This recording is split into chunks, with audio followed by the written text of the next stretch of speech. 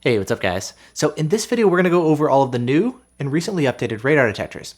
Now, the last time we did a video like this was way back in March, and since then there's been a lot of changes. We've had some new radar detectors launch, and we've also had a lot of updates to existing radar detectors to improve their performance, to fix bugs, to improve the false alert filtering, etc.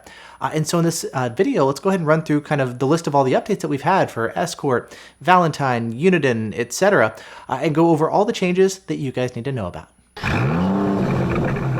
Now, before we start diving into all the new updates, something else to be aware of is Prime Day is coming up. It's going to be running this Tuesday and Wednesday, October 10th and 11th, and there's going to be a number of deals available for both radar detectors and for dash cams. Now, as far as what you can expect, the deals are going to vary from one day to the next. Some of them are only going to apply on Tuesday, on the 10th. Other deals are only going to go live on the 11th.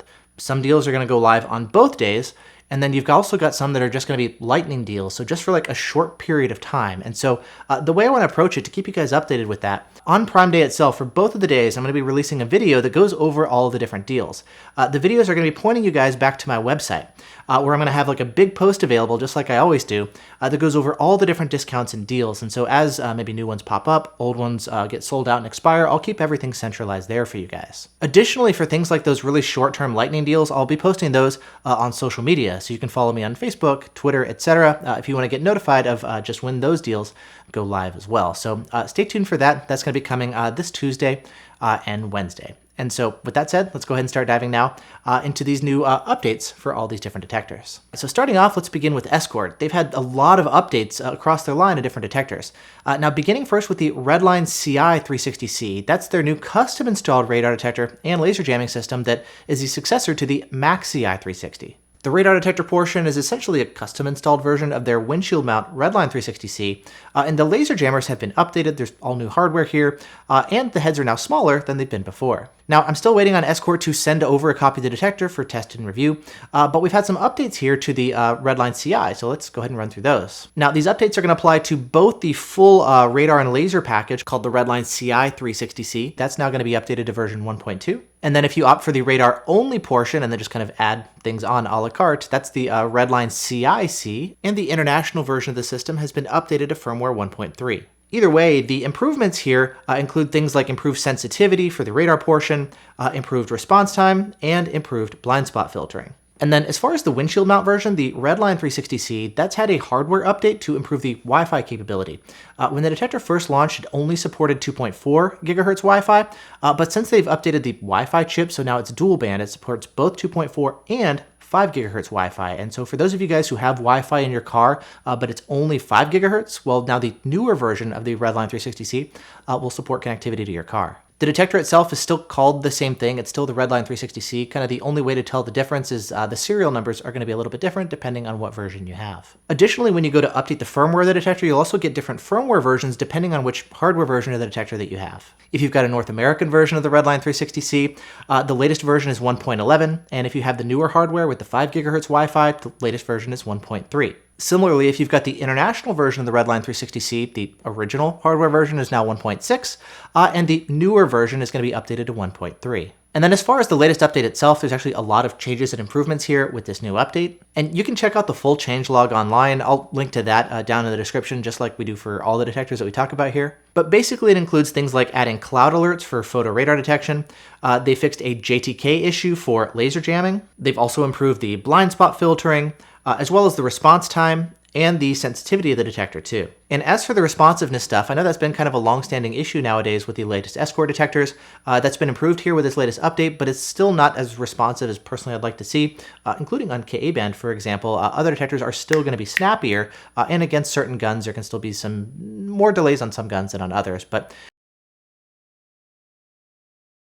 And then next, moving on to the Max series detectors, the latest version of the Max 360C Mark II is now 1.3, and for the non-Wi-Fi version, the Max 360 Mark II, that's now been updated to 1.4. And the improvements themselves are actually very similar to what we saw with the Redline 360C. There's now a lot of updates available here for both detectors. Furthermore, I've also been seeing a number of sales available on the Max 360 series detectors, and so if you like buying something at a discount, these are some that you can keep an eye out for.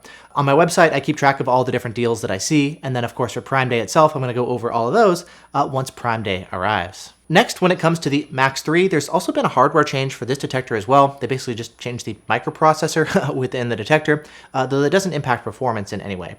Either way, if you're running the latest version, it's either going to be version 1.6 for the original version of the detector, or 1.3 if you have the newer microprocessor. And then if you're running the international version, the latest version of that is 1.3. Then looking over the changelog, it's going to be pretty similar to what we've seen with the other Escort detectors, but there are fewer updates here compared to like the Redline or the Max 360 series detectors. And then the final Escort detector to talk about is the MaxCam 360C. This is their combo radar detector and dashcam unit. The first updates that they released were things like a fix for the power cycling issue where the detector could reboot itself while driving, and also some improvements to the arrows of the detector too. And then the next update, 1.9, was a very minor update. This simply adds some extra compatibility for European users on international devices. And then the MaxCam, like the Max 360 series detectors, I've also been seeing that one go on sale recently as well. So that's something you can keep an eye out for too. And then as for Escort's app, they've got Drive Smarter, as you guys know, which is kind of the successor to Escort Live, effectively. That's where they're putting all their energy and whatnot. They've actually just completely redesigned the app. It has an all-new UI available now. There's new features that are available. It's the only kind of radar detector app that has built-in navigation, like turn-by-turn navigation. It's not as good as like Waze or Google Maps in terms of navigation type stuff, but it does have that capability. They've also added some bug fixes to just improving the app overall. So yeah, a new UI for Drive Smarter available too. Next, moving on to Cobra, they just recently released a new detector called the RAD 700i. It retails for $250. And under the hood, it's a Cobra detector, not an Escort detector, but regardless, it's actually one of the few Cobra detectors that I actually think is pretty decent. You see, in testing, we've been finding that the performance and the responsiveness is actually pretty good here. The K-band filtering is also better than previous Cobras. It adds some new features like auto lockouts, Bluetooth, and photo radar detection. Now, there are some issues that I found with the detector, things like it does false to Ka-band sometimes. Some of the issues, like the display being too dim, is going to be adjusted in a future firmware update to make the display brighter. They're adding some additional features and updates and whatnot. Big picture, I do still think that there are better options available for the money, but regardless, this detector and the Dual Pro 360, I think, are the two Cobra detectors that I think are actually all right. My full review of the RAD 700i is available now, so if you want to check it out, you can watch that video. Next, moving on to the Valentine 1 Gen 2, we've got a number of updates to talk about here. First off, we've had a price increase. The detector has now gone up by $100, and so it now retails for $599. Additionally, Valentine has finally resumed upgrades for those of you guys who own an original version of the Valentine 1, the V1 Gen 1. If you want to upgrade to the Gen 2, you can send in your Gen 1 and they'll give you $110 off, which will bring the upgrade price down to $489 plus shipping. And then as far as firmware updates, they just recently released an update that I've done a video on for version 4.1031. And this update brings some nice changes, such as the ability to now detect the TrueSpeed S police LiDAR gun. They've also added a Ka-band priority option, so the detector can prioritize Ka-band signals over things like X and K-band, regardless of signal strength, which is a feature that I really find helpful. And they've also done some work on cutting down some of the Ka-band falses that have been sort of plaguing the detector for some of the past couple firmware updates. And as far as the user reports, I've been finding things are pretty mixed. Some people are finding the detector does still false, even with this latest update. Other people are finding that they're actually getting much fewer falses, or even no more falsing whatsoever. I've been running the V1 as my daily ever since the firmware update was released, and for the most part, the Ka-band falsing does seem to be improved, but I have had a number of situations where I'm still getting Ka falses regardless. For example, on one drive, I was getting some like 34.1 and 34.2 Ka-band falses, and then a little bit later in the day, I was getting like 35.6 and 35.7 Ka-band falses.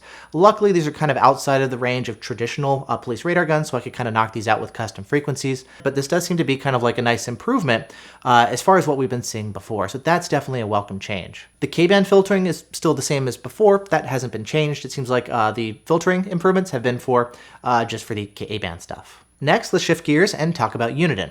So their new detector is the Uniden R9. This is Uniden's first custom-installed radar detector and laser jammer. I've had a chance to test that out for a while, and overall, I'm actually liking the R9 as well as kind of what I would expect from the Redline Ci, better than what I see with some other options like the Radenso RCM or NetRadar DSP. I'm kind of now leaning towards things like the R9 and the Redline Ci as like two of my favorite custom-installed radar detectors. Obviously, ALP is still the standard for laser jamming, and I'll talk about the ALP update here as we kind of finish up the radar detector stuff. But I'm kind of leaning towards like R9 and Redline Ci as two of my favorite custom-installed radar detectors. They're still packaging, unfortunately, the R9 only with their laser jammer. They're not going to be selling it standalone the way Escort is going to be doing with the Redline Ci, called the Redline Cic. So with the Uniden, you do still have to buy it bundled with their laser jammers. And then as far as some updates, I've been talking back and forth with them as far as some updates to some things that I noticed that I talked about in my full review of the Detector. They are working on some improvements there. I have no idea, of course, when an update is going to come out, but it's nice to know that at least they're continuing to work on the R9. And I'm hoping that actually some of the improvements that they have on the R9 are also going to trickle down to some of their windshield mount detectors too. But with that said, let's go ahead and talk about some of the windshield mounts. So the latest updates that we've seen there have been very minor. They're for the R3, R4, R7, and R8, and it's basically just some improved audio quality.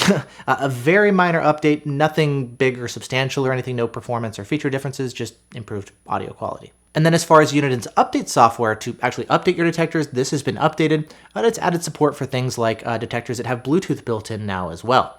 Now, speaking of Bluetooth, we've got a number of apps that have since been released, particularly on iOS that we didn't have before, that's going to be adding, well, app integration with the different Uniden detectors, particularly the R4 and the R8.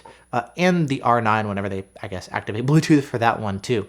For you guys who own the R3 or the R7, those detectors don't have Bluetooth. This comes up a lot in the comments, and so they can't just add an app because those detectors don't have Bluetooth. It's just R4, R8, and R9. So on Android, we've still got the same app as before, Highway Radar. It's been available basically since the detectors activated Bluetooth. But the big news is actually the introduction of two new apps. Well, I guess more than two, but let's say two apps for iOS. The first app is based on V1 Companion, and it just does the same exact thing for some other detectors. And so we now have R4 Companion, R8 Companion, as well as DS1 Companion for those of you guys who have a Radenso DS1. It's also an add-a-wave detector, just like the R4 and the R8. And one of my favorite features of the Companion apps, maybe compared to the other app that's available, is the fact that it adds some additional K-notches effectively with like their advanced false assist feature. So if you'd like some additional blind spot filtering, there's a little bit more support and feature capability in the Companion apps compared to the other app that supports it. And the other app that's available now for the R4 and the R8 and the DS1 is actually V1 Driver. So it's also first started as a V1 app, and then they added support for those three other detectors too. And I guess also the R9 once that gets Bluetooth activated too. And like the companion apps, it's also going to do things like helping you improve the auto lockouts, which is still a long-standing issue with the Uniden detectors, logging alerts, displaying alerts on your phone, etc. One of the big new advantages of V1 Driver is they're actually adding basically crowdsourced alerts to get you notified of things like police spotted in the area, accidents, traffic jams, things like that. You can actually have those pop up in the app now as well. That's only going to work when you're actually connected to the detector. It's not going to show up in the options if you're just sitting at home playing around with the app or something. But when you're connected to V1 Driver, to the detectors, then you're going to get an additional setting in the menu for like network alerts or something, which is going to allow you to get all the crowdsourced information. So that's kind of a cool feature that we've got for the V1 Driver app, in addition to support for some of the Uniden and Radenso apps, or detectors. And then price-wise, we're still seeing the R4 at $299, which is like a killer deal. It looks to be one of the best deals in radar detectors going on. It's like the same price as the R3, which is kind of nuts. So that's still a really good deal. I've been seeing some price drops recently on the R8, which is nice to see. And then for those of you guys who have the R7, definitely check out Mitharu's firmware. It's 1.50 international. It is a third-party paid firmware, but it's really nice to help improve the detector, improve the RDD immunity, improve the false alert filtering, etc. Like that's a really nice upgrade too. So definitely check that out if you're running an R7. And then as for Radenso, things like the DS1, that detector has been sold out almost all the time. Occasionally it pops up online, but it seems to be sold out most of the time.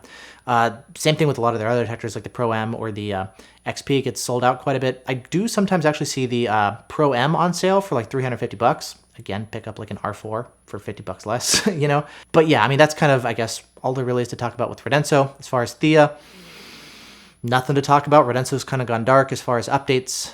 So no updates as far as Thea. No idea when or if that's going to come out. Things like Radenso Labs that I know they kind of teased before at the beginning of the year, that still hasn't come out either. So again, nothing really to report on Radenso. Next, let's shift gears and take a look at laser jammers, starting first with TMG. They've quietly released an update to version 8.22, and this is a pretty minor update. It just offers some improved performance against the Custom Pro Laser 4, as well as the Laser Cam 4. And then finally, I guess let's quickly talk about ALP. They released a firmware update back in July, and it offers some improvements under the hood, as well as some improvements to the laser support. And then on top of that, they also recently released a voice pack update. And that's basically an update if you're running their hi-fi module, their speaker, just kind of updating the voice pack as far as what it says when you get shot with laser, things like that. Now, in order to update the voice pack, it's not something you can do over Bluetooth. If you've got the Bluetooth module, it's something you'll actually need to use your computer for. You basically just download the update file from your computer, pop it onto a USB thumb drive, and plug it into your ALP. The update itself takes a couple minutes to complete, not a big deal. You'll see the LEDs flashing and whatnot while the update is happening. But either way, for those of you guys running the ALP, particularly with the hi-fi module, you can download the latest update for the voice pack too. Whew. And so yeah, with that said, bunch of information. I know there's going to be links down in the description to more information about all the updates. If you want to read about them, if you want to update your detector, where do you grab the update software? Where do you find the changelog? Where do you purchase the detector if you haven't done so already, etc. All that kind of stuff, as always, will be down in the description. And then as for Prime Day, again, that's going to be coming up Tuesday and Wednesday, so definitely stay tuned for that as well. Thanks so much for watching. Hope you guys are doing great, and I'll see you in the next video.